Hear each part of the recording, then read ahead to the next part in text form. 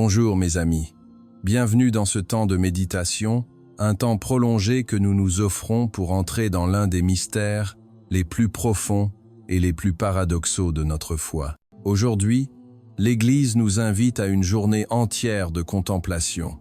Nous ne célébrons pas un saint ni un événement joyeux de la vie de Jésus.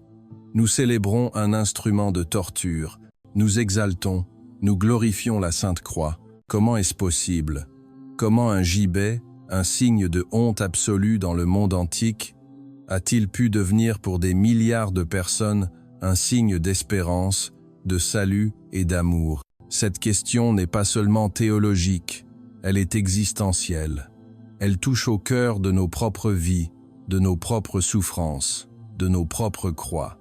Nous vivons dans un monde qui fuit la souffrance à tout prix, une culture du succès, de la performance, du bonheur affiché.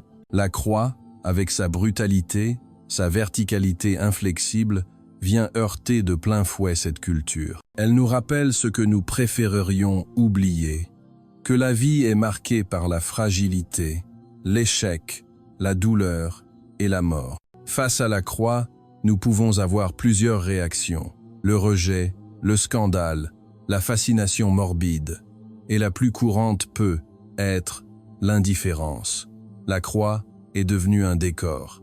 L'invitation de l'Église aujourd'hui est de dépasser ces écueils. Elle nous invite à un changement de regard radical, à voir la croix, non pas d'abord comme le lieu de la souffrance, mais comme le lieu de la plus grande révélation. La croix n'est pas un accident de parcours que la résurrection serait venue miraculeusement réparer. Dans la théologie profonde de l'Évangile de Jean, la croix est l'heure de la glorification de Jésus. Elle est son trône. Alors, au cours des prochaines minutes, je vous propose un cheminement, un pèlerinage au pied de la croix glorieuse. Nous explorerons ce mystère, non seulement à travers les Écritures, mais aussi à travers des vies concrètes qui, aujourd'hui, incarnent ce mystère. Nous le ferons en 3 grandes étapes. D'abord, la croix comme remède. Ensuite, la croix comme chemin. Et enfin, la croix comme révélation. Notre première étape nous emmène dans le désert, avec le peuple hébreu. La lecture du livre des Nombres nous raconte cette histoire étrange. Le peuple, fatigué, murmure contre Dieu. Alors, des serpents venimeux viennent les mordre. Ces serpents sont l'image visible du venin que le peuple a laissé se répandre dans son propre cœur, le venin du doute, de l'amertume, de l'ingratitude. Et la réponse de Dieu est déconcertante. Il ne supprime pas les serpents. Il demande à Moïse de fabriquer un serpent d'airain et de le dresser sur un mât. Tous ceux qui auront été mordus, qu'ils le regardent, et ils vivront. Le remède est de regarder ce qui donne la mort. Mais comment cette histoire ancienne, avec ce serpent étrange, peut-elle bien nous parler aujourd'hui? Comment peut-elle nous guérir concrètement? Laissez-moi vous raconter une histoire. L'histoire d'une femme que nous appellerons Hélène. Hélène était une femme active, joyeuse, jusqu'au jour où un diagnostic est tombé. Une maladie chronique, douloureuse, invalidante. Les premiers mois, Hélène s'est battue avec courage. Mais petit à petit, un autre mal, plus insidieux que la maladie elle-même, a commencé à s'installer en elle. Le venin de l'amertume. Pourquoi moi?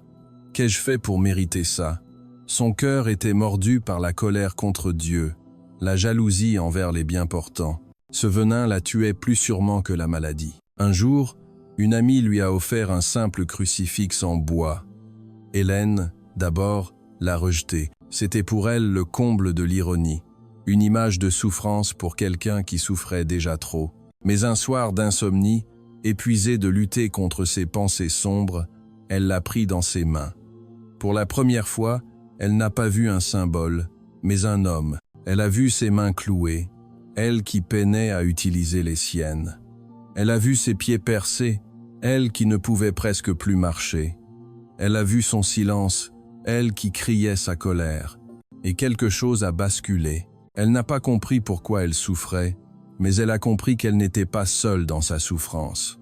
Le Christ n'était pas un Dieu lointain et indifférent. Il était là, avec elle, sur sa propre croix. Son regard a changé.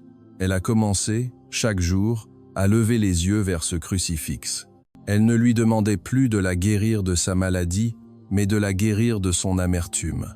Et lentement, la guérison intérieure a commencé.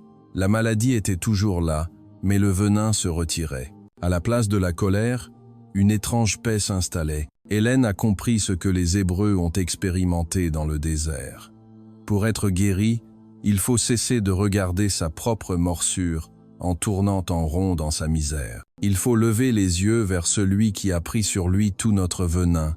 Contempler la croix, comme Hélène l'a fait, c'est commencer à être guéri. Notre deuxième étape nous fait entrer dans le cœur de la théologie de saint Paul. Il nous décrit le mouvement fou de Dieu.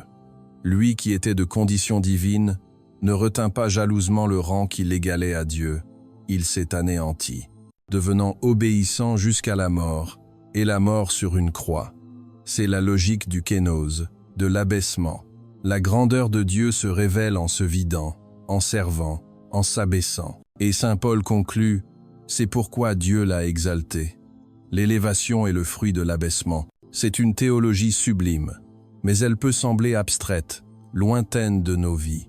Pourtant, ce chemin du kénose, ce chemin de l'abaissement, est vécu chaque jour par des héros silencieux. J'aimerais vous parler de l'un d'eux, un homme que nous appellerons Marc. Marc était un avocat brillant, promis à une carrière éclatante. Il était sur la voie rapide, succès, reconnaissance, ambition. Sa vie était une ascension. La première place lui tendait les bras. Et puis, son deuxième enfant, un petit garçon, est né avec un handicap lourd. Le monde de Marc s'est effondré. Tous ses plans, toutes ses ambitions ont volé en éclats. Les premières années ont été un combat contre la colère, le sentiment d'injustice, le deuil de la vie qu'il avait imaginé. Il a essayé de tout mener de front, sa carrière, les soins pour son fils. Il s'épuisait. Et puis, un jour, il a pris une décision qui a semblé folle à tout son entourage. Il a choisi de s'abaisser. Il a quitté son prestigieux cabinet pour prendre un poste beaucoup moins important, avec des horaires flexibles, pour pouvoir se consacrer à son fils. Aux yeux du monde, c'était un échec, une régression. Pour Marc, ce fut le début d'une nouvelle vie. En renonçant à la première place professionnelle, il a découvert un amour qu'il n'aurait jamais imaginé. Il a appris la patience, la tendresse, la joie des petites victoires. Il s'est vidé de son ambition personnelle, et cet espace vide a été rempli par une présence et une paix nouvelles. Il disait souvent « J'ai perdu une carrière, mais j'ai gagné un cœur. Mon fils m'a appris à aimer vraiment. » Marc a vécu, sans le savoir, le mystère de la croix glorieuse. Il a accepté de mourir à une certaine idée de lui-même, et de cette mort est née une vie infiniment plus riche et plus féconde. La croix glorieuse n'est pas seulement un objet de dévotion, c'est un programme de vie, celui qu'a choisi Marc. C'est le chemin du service, de l'humilité, du don de soi, qui est le seul chemin vers la vraie grandeur. Notre dernière étape nous conduit au cœur de l'évangile de Jean. À Nicodème, Jésus livre le secret final. De même que le serpent d'airain fut élevé, ainsi faut-il que le Fils de l'homme soit élevé. Pourquoi? Pour une seule raison. Car Dieu a tellement aimé le monde qu'il a donné son Fils unique. La croix n'est pas le symbole de la colère de Dieu, c'est le symbole de la folie de son amour. Ce n'est pas le signe d'un Dieu qui a besoin d'une victime, c'est le signe d'un amant qui préfère mourir lui-même plutôt que de perdre l'être aimé. Cet amour peut nous sembler si grand, si lointain, mais il s'incarne dans nos vies de manière très concrète. La croix n'est pas une théorie, c'est une expérience. C'est l'amour d'une mère qui veille son enfant malade toute la nuit, partageant sa souffrance, s'oubliant elle-même. C'est l'amour d'un ami qui traverse le pays pour être à vos côtés à un enterrement, sans mot dire, juste une présence silencieuse qui porte une partie de votre fardeau.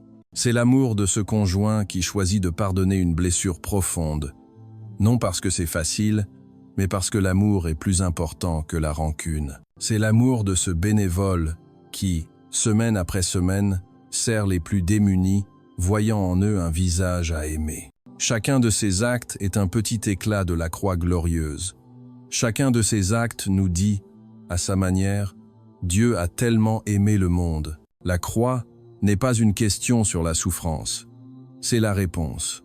La réponse de Dieu à la question du mal, à la question de notre propre valeur. Si jamais vous doutez de votre valeur, si jamais le venin de l'autodépréciation vous mord, levez les yeux vers le crucifié. Il est la preuve irréfutable. Vous valez tout le sang d'un Dieu. Nous arrivons au terme de notre chemin. Nous avons regardé la croix comme un remède, comme un chemin et comme une révélation. Qu'est-ce que nous pouvons emporter de cette méditation pour notre vie de tous les jours? Premièrement, un nouveau regard sur nos propres croix. Grâce à l'exemple d'Hélène, nous savons que nos souffrances, unies à celles du Christ, peuvent devenir fécondes. Deuxièmement, une nouvelle boussole pour nos choix. L'histoire de Marc nous montre que le chemin de la joie n'est pas celui de l'ego, mais celui du service. Et troisièmement, et c'est le plus important, une certitude inébranlable, incarnée dans tant de gestes d'amour autour de nous. La certitude d'être aimé d'un amour fou, personnel, inconditionnel, prions. Seigneur Jésus, en ce jour où nous exaltons ta sainte croix, nous nous tenons devant ce mystère d'amour et de gloire. Nous te louons pour ce trône paradoxal d'où tu règnes sur le monde, non par la force, mais par le don de ta vie. Ta croix est notre guérison. Regarde nos cœurs, si souvent mordus par les serpents de nos peurs, de nos rancunes et de nos doutes. Par la contemplation de ton amour crucifié, nous t'en prions. Guéris-nous. Ta croix est notre sagesse. Apprends-nous le chemin divin de l'abaissement. Libère-nous de la course aux premières places. Fais de nous, à ton image, des serviteurs humbles et aimants. Ta croix est notre espérance et notre fierté. Elle est la preuve irréfutable que ton amour est plus fort que toute haine, que ta vie est plus forte que toute mort. Au cœur de nos propres épreuves, donne-nous la grâce de les regarder avec foi et d'y puiser la force de persévérer dans l'amour. Nous te contemplons, élevés entre ciel et terre, les bras étendus pour nous attirer tous à toi. Attire à toi, Seigneur, notre Saint-Père, le Pape François, et toute l'Église. Attire à toi les dirigeants des nations. Attire à toi tous ceux qui souffrent dans leur corps, leur cœur et leur âme. Qu'ils trouvent en toi le réconfort, le sens et l'espérance. Ô croix du Christ, nous te saluons, notre unique espérance. Par Jésus-Christ, ton Fils, notre Seigneur, qui vit et règne avec le Père dans l'unité du Saint-Esprit, Dieu, pour les siècles des siècles. Amen. Maintenant, unis par la contemplation de la croix qui embrasse le monde entier, portons dans notre prière les intentions de tous nos frères et sœurs. Pour notre Saint-Père le Pape François, pour les évêques, les prêtres et tous les consacrés, qu'ils trouvent dans la croix glorieuse la force de servir l'Église avec un amour humble et un courage prophétique. Seigneur, nous te prions, pour les dirigeants des nations et tous ceux qui détiennent une parcelle de pouvoir, qu'en regardant le Christ roi sur son trône de la croix, ils apprennent à gouverner non par la force et l'intérêt personnel, mais par la recherche de la justice, de la paix et du service des plus pauvres. Seigneur, nous te prions, pour toutes les personnes qui portent une lourde croix, les malades, les personnes en deuil, celles qui sont seules, celles qui sont persécutées pour leur foi. Que le mystère de la croix glorieuse illumine leur épreuve et leur donne de sentir ta présence qui console et qui sauve. Seigneur, nous te prions, pour nous tous ici rassemblés et pour nos communautés. Que la célébration de ce jour nous guérisse de nos murmures et de nos peurs et nous apprenne à trouver notre joie et notre gloire, non pas dans le succès mondain, mais dans le don de nous-mêmes par amour. Seigneur, nous te prions, rassemblés comme des enfants au pied de la croix, où le Christ nous a lui-même donné sa propre mère, nous pouvons dire avec confiance la prière qu'il nous a lui-même enseignée et nous tourner vers Marie, notre mère, notre Père, qui es aux cieux, que ton nom soit sanctifié, que ton règne vienne, que ta volonté soit faite sur la terre comme au ciel. Donne-nous aujourd'hui notre pain de ce jour. Pardonne-nous nos offenses, comme nous pardonnons aussi à ceux qui nous ont offensés. Et ne nous laisse pas entrer en tentation, mais délivre-nous du mal. Amen. Je vous salue Marie, pleine de grâce. Le Seigneur est avec vous. Vous êtes bénie entre toutes les femmes, et Jésus, le fruit de vos entrailles, est béni. Sainte Marie, Mère de Dieu, priez pour nous, pauvres pécheurs, maintenant et à l'heure de notre mort. Amen. Que cette fête de la croix glorieuse ne soit pas juste un jour dans le calendrier, mais un tournant dans notre vie spirituelle. Le jour où nous avons décidé de ne plus avoir peur de la croix, mais de l'embrasser comme le signe le plus sûr de la victoire de l'amour.